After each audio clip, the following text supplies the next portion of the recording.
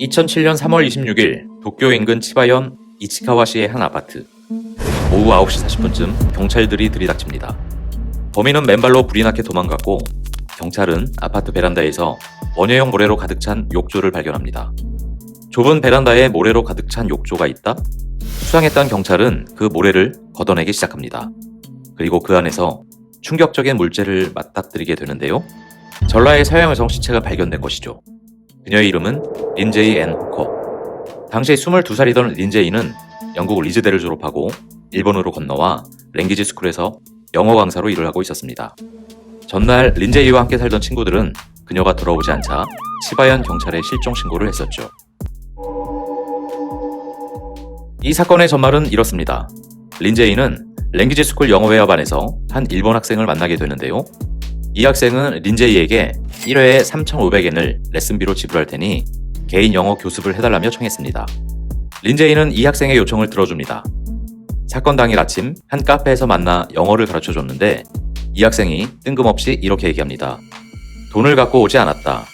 레슨비를 줄 테니 우리 집으로 잠깐 가줄 수 있겠느냐고 말이죠. 가지 말았어야 했는데 린제이는 너무도 착했습니다.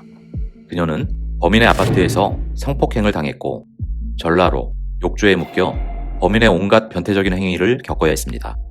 범인에게 호감이 있는 척하면서 빈틈을 노렸고 범인이 조는 틈을 타 달아나려 했으나 안타깝게도 범인에게 잡히고 맙니다. 몸싸움이 벌어졌습니다.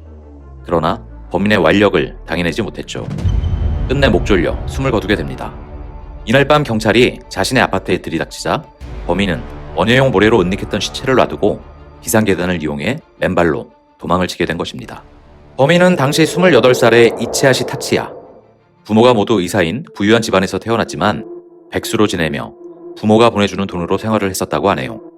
외국 대학원 진학을 목표로 영어 공부를 하던 중 린제이를 만나게 된 것이죠. 캐리커처 같은 걸 잘 그렸다고 하는데 이걸로 린제이의 호감을 샀던 것으로 밝혀졌습니다. 이 밖에 린제이 사체를 은닉하려 했던 방법도 그렇고 또 그가 평소 시체가 등장하는 에로 만화를 유독 좋아했다는 점에서 그에게 네크로필리아 증세가 있는 것 아니냐는 시선도 적지 않았습니다.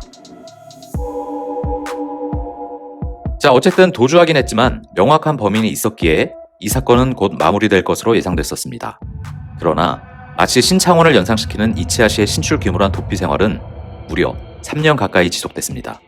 일본 경찰의 어설픈 초동 수사는 계속해서 비난의 도마 위에 올랐고 이 때문에 린제이의 고국인 영국에서도 일본에 대한 반일 감정이 증가했었다고 하네요. 린제이의 부모가 일본 TV 방송까지 출연해 범인을 꼭 검거해달라고 눈물로 호소했죠. 일본 경찰도 현상금 1,000만 엔, 당시 환율로 약 1억 6천만 원을 책정했지만 이치하 씨는 쉽게 잡히지 않았습니다. 그럴 수밖에 없었습니다. 훗날 밝혀진 충격적인 사실 중 하나.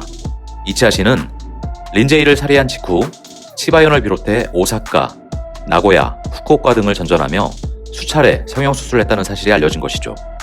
특히 오사카에서는 한 건설회사에 취직했고 1년 넘게 회사 기숙사에서 은둔 생활을 하며 주위의 시선을 피할 수 있었습니다. 나고야 성형수술대가 이치하 씨를 체포할 수 있는 절호의 기회였습니다. 병원 관계자의 신고로 이치하 씨를 체포하기 위해 경찰이 출동했었지만 이를 눈치챈 이치하 씨는 실밥을 푸는 등 수술 이후의 치료를 본인이 직접 시전하면서 경찰의 추적을 따돌렸다고 합니다. 아마도 이때부터인 것 같은데요. 마치 신창원 도피 생활 때 대한민국의 사회 분위기가 그랬던 것처럼 일본에서도 이치하 씨 옹호 여론이 서서히 고개를 들기 시작합니다. 그러나 이치하 씨의 도피 생활은 영원하지 않았습니다. 2009년 11월 10일 오사카 경찰은 오사카 남항에서 그를 체포했습니다. 그의 얼굴을 알아본 선박회사 직원의 신고로 붙잡히게 된 것이죠. 체포 당시 그는 일본의 대표적인 휴양지 오키나와로 가는 배를 타려고 했었다고 하네요.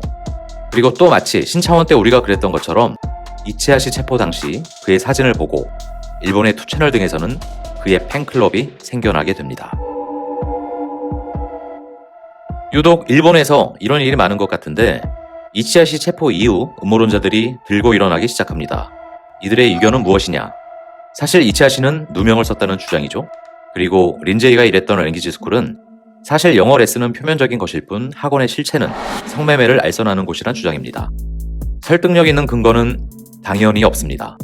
이치하 씨 체포 당시 그의 가방에는 해바라기가 피지 않는 여름이란 책이 들어있었는데 미스테리 스릴러물이라고 해야 할 듯한데 2009년 일본에서 가장 많이 팔린 책이 됐습니다. 이치하 씨 또한 재판 과정에서 책을 냅니다.